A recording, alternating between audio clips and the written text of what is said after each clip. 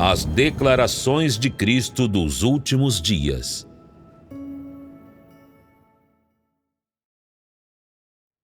Palavras sobre conhecer a obra e o caráter de Deus. Trecho. Quer Deus realize sua obra por meio de sua encarnação ou de seu espírito, tudo é feito de acordo com seu plano de gerenciamento. Não é feito de acordo com nenhum método aberto ou oculto, nem de acordo com as necessidades humanas, mas completamente de acordo com seu plano de gerenciamento.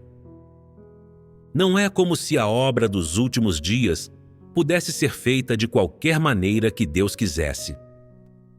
Este estágio é realizado sobre o alicerce dos 2 estágios anteriores de sua obra. A obra da Era da Graça, o segundo estágio de sua obra, permitiu que a humanidade fosse redimida, e isso foi feito pela encarnação. Para o Espírito, não é impossível realizar o estágio atual da obra de Deus. Ele é capaz de fazê-lo, mas é mais apropriado que a encarnação o faça.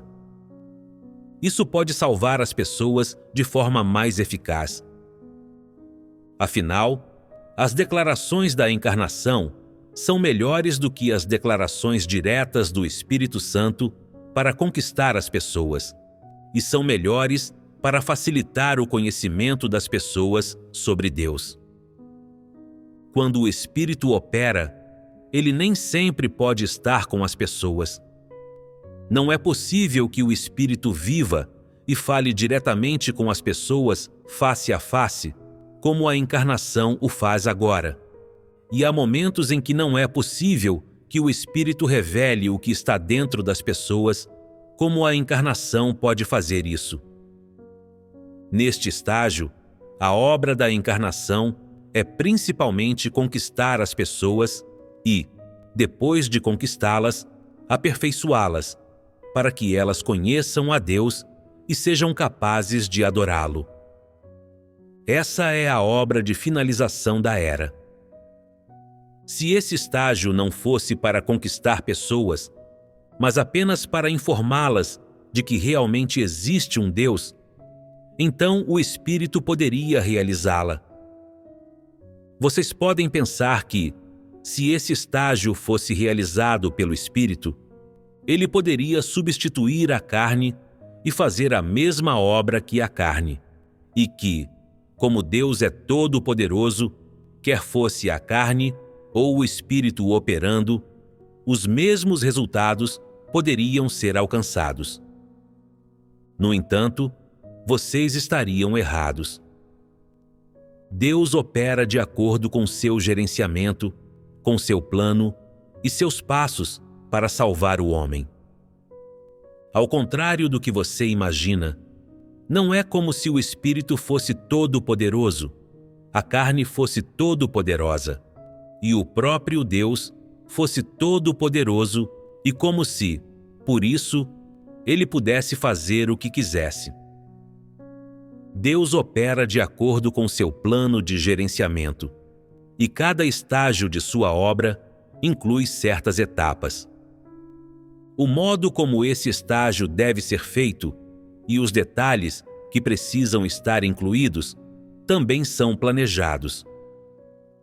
O primeiro estágio da obra de Deus foi feito em Israel, e este último estágio acontece no país do grande dragão vermelho, a China.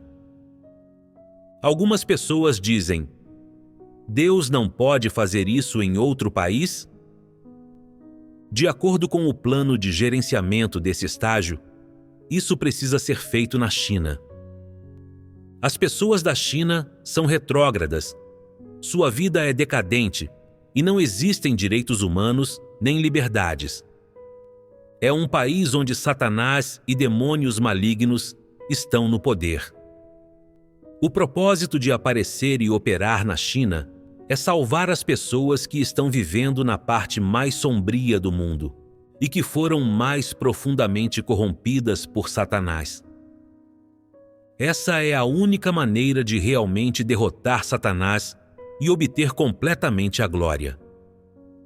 Se Deus aparecesse e operasse em outro país, isso não seria tão significativo. Cada estágio da obra de Deus é necessário e realizado por Deus da maneira como deve ser.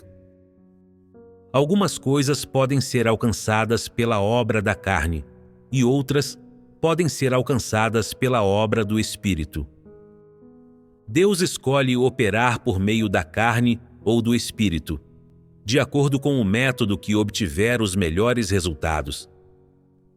Não é como se, como vocês sugeriram, qualquer modo de operar fosse bom, que Deus pudesse fazer a obra assumindo casualmente a forma humana, e que o Espírito também pudesse fazê-lo sem se encontrar nenhuma pessoa face a face, e que ambos os métodos pudessem alcançar determinados resultados. Vocês não devem entender isso de forma errada.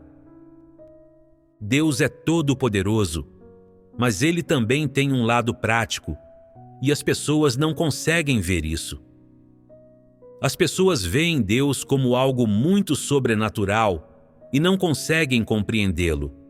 Por isso desenvolvem noções e todos os tipos de ideias irrealistas sobre Ele.